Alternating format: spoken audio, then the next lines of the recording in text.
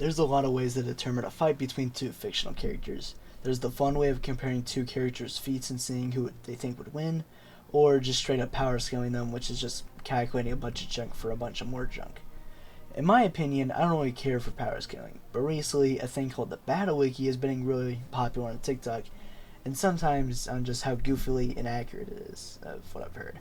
So I decided to take a look at it, and because I'm a Godzilla YouTuber, I'm only looking at the Godzilla related side. But before we continue, I just wanted to say I am nowhere near a reliable source, so if I get anything wrong in the video, just comment what I did, because I've never done power scaling a day in my life, and I kind of want to try it for a video someday, so this is kind of just looking into it. Now, despite not knowing exactly how it works, this is how the Battle Wiki works. Now, for this video, I'll be looking at this part of the Battle Wiki, the power stats.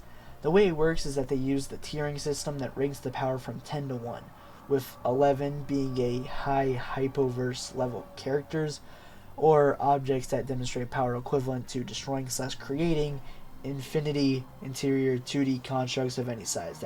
That's quoted from it, which I guess is a character who can abstract the laws of fiction, I guess, with a 10 being an average human and 1 being higher outerverse. For example, a character from one of my favorite animes, Dragon Ball Z, we have Goku, who at Super Saiyan is considered low 4C to high 4C, which at his lowest is star level, which basically means he can destroy the sun. Okay. Another example is for my favorite anime of all time, and I would not be fighting about it, Monkey D. Luffy, who at base as a emperor who's labeled as 6C, which is large island level, which it seems pretty accurate from what I've seen. So that is kind of how it works. Now let's take a look at the Godzillas. So on the Battle Wiki, they basically have every Godzilla.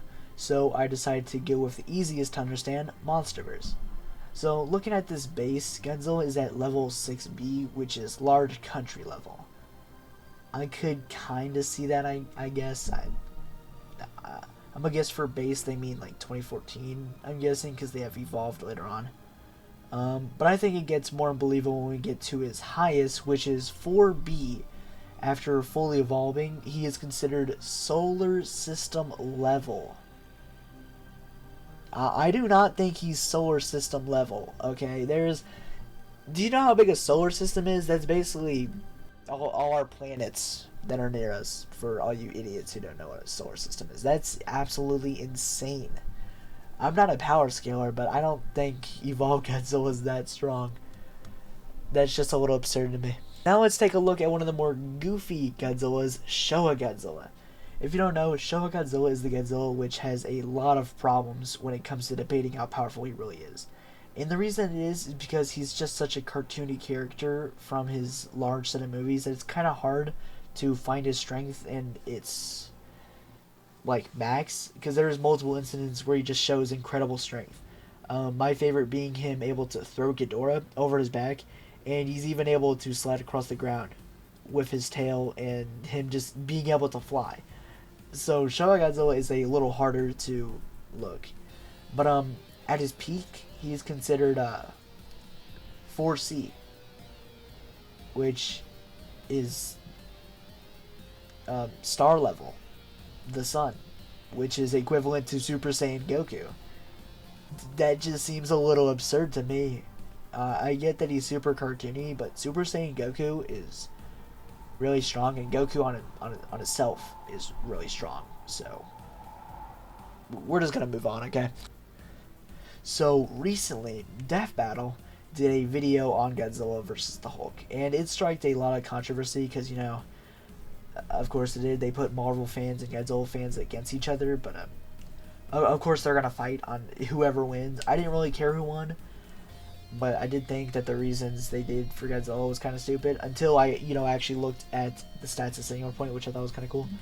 But anyway, I found the video just really interesting for me, and after watching Singular Point and trying to understand it, yeah, apparently Singular Point Godzilla is really strong. Like, really strong. Stronger than I thought he ever was. Well, specifically his true form, his main form, he's alright. Yeah. So I decided that for our final one, we're going to look at both the Hulk and Singular Point Godzilla. Just for funs and giggles. I'm not actually making a statement on this. starting off with Godzilla and looking at it, he's higher out traversal level. He's literally the second highest he could be. So now let's look at the Hulk, and yeah, he's higher out traversal too. So Lizard G, what did that mean? It should have been a tie. No, dude. This just means that the part about them constantly fighting for a very long time would have been true. Yeah, so the universe probably would just exploded or something. I don't do power scaling. It's kind of stupid and kind of hard to understand. But yeah, so I guess it's kind of accurate. I already knew from the beginning of the video that I'm gonna give you guys a clear answer. So take from what you will if you think it's accurate or not. Anyway, guys, I hope you enjoyed today's video, and if you guys haven't yet joined the new Discord server, we recently reopened it back up, where you guys can get live updates on videos like this one right here, and even able to suggest video ideas, because I've been asking for some recently, and I haven't got any good ones. If you want to shout some nonsense, go ahead. And if you guys want to see some more Battle Wiki content, you probably won't, but if you do, just say you will. Also, guys, I don't normally beg for subs, but bro, we are so close to 500. Please. Nah, I'm joking. You can do whatever. But anyway, guys, I'll see you guys next time. Bye.